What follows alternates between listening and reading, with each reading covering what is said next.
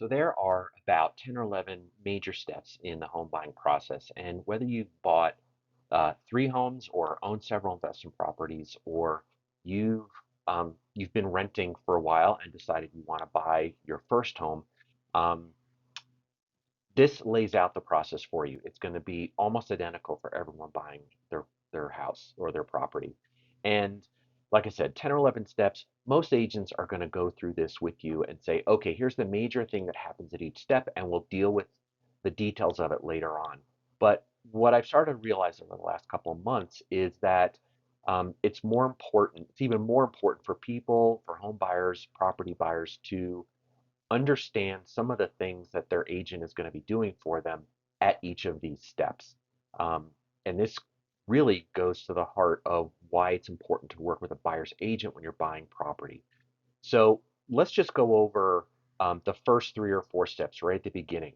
Um, the consultation of buyer agreement, mortgage pre-approval, selecting visiting properties, and then writing up and submitting an offer. Okay.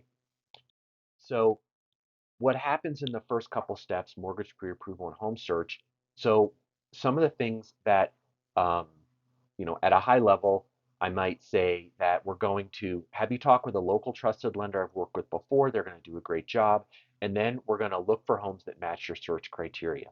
Well, underneath that, what's going on is that I'm going to connect you with lenders that I've worked with before, um, that are providing great communication, and they have access to a lot of different loan programs, whether it's first-time home buyer, um, or down payment assistance, or maybe it's some sort of portfolio loan where if you own multiple properties, it will benefit you and cost you less money in the long run.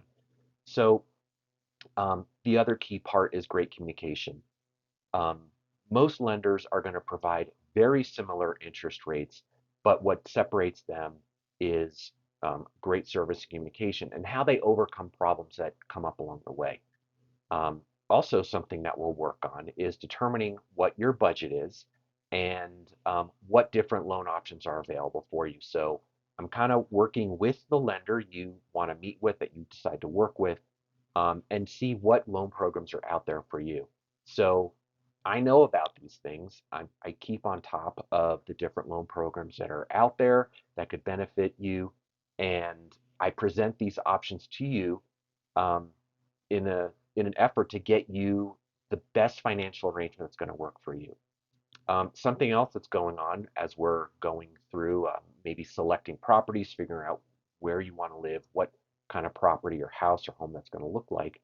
Um, I'm going to be informing you about the local markets, price trends, and then also be able to provide you with extensive home and neighborhood information that isn't easily found, whether that's um, general pricing trends, school district info, crime statistics, um, and other things that are kind of deeply buried either in publicly available records or on some websites that real estate agents have easier access to. Okay, um, all agents should be sending you alerts for homes that match your search criteria, and um, I'll be sending you instant alerts. So when a home comes on the market, immediately I will be getting an email to you that says, hey, this house matches your criteria. It just came on the market. Or this one was priced here, but now the price has dropped down here. It's now in your price range. Do you want to take a look at it?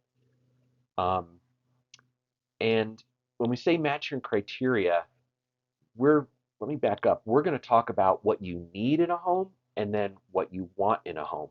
So sometimes um, you might not get everything you want, but if you get everything you need and a couple things you want, that's usually a win for most people.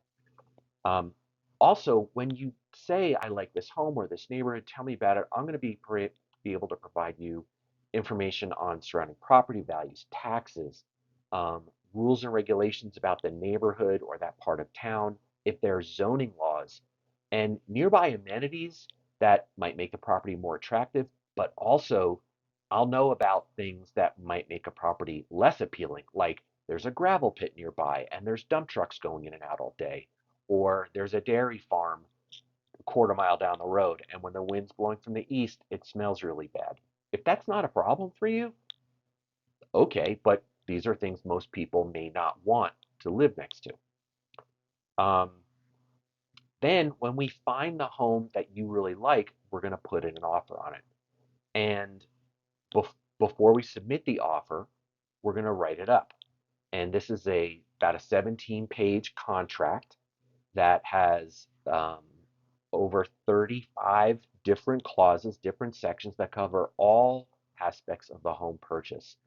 And before we actually even write that up, I'm going to talk with you about other homes that have sold, local home values, market conditions, so that you can submit an offer that you know is going to be competitive and you're confident what it contains and how it's going to affect you. Um, so we're going to write an offer together that's going to contain information like the price, the closing date, what's included in the sale, what's excluded from the sale, um, HOA information and dues and how those and HOA dues and taxes are going to be prorated. There are hundreds and hundreds of details in a contract. And if you don't do this all the time, if you don't write these contracts up all the time, it's very easy to make a mistake.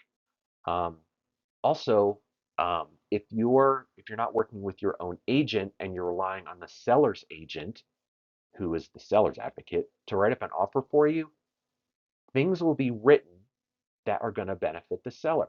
Okay, so I'm going to make sure all this is done correctly in a way that protects your best interests with, and this is important, unambiguous wording that avoids later disputes.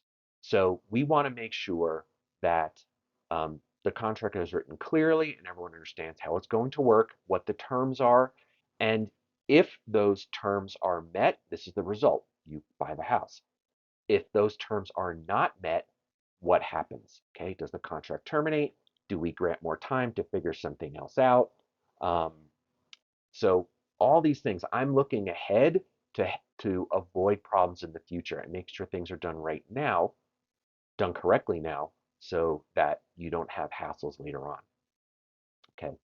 I also know which contract clauses could be waived or removed to make your offer more competitive or appealing. And also, I'm always going to advise you which clauses that if you remove them or said, I'm going to waive my right to terminate the contract based on this or that, I'm going to tell you, hey, you're giving up a lot of protections here. You're giving up a lot of, um, you're taking on a lot of risk if you waive this. Are you sure you want to do that?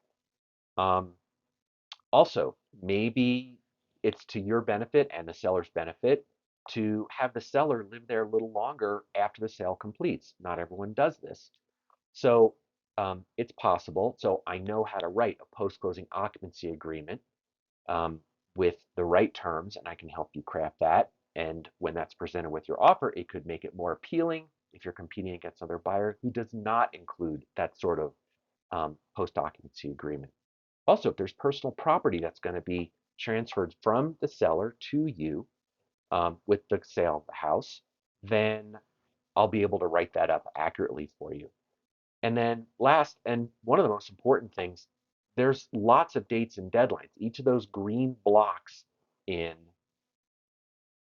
green blocks in the process we were talking about represents an important milestone in the process, and each of those has a date related to that milestone. So we're going to create a schedule that is realistic and gets things done on time and also gets you into the house in a time frame where that's when you want to move. So you're not paying rent while you're paying a mortgage, or you're not homeless because the house didn't close by the time you sold or got out of your other place. So those are the first 3 or 4 steps. I'm going to continue this video series and give you more information about what happens in other steps and reasons why I think it's important and beneficial for you to work with a buyer's agent.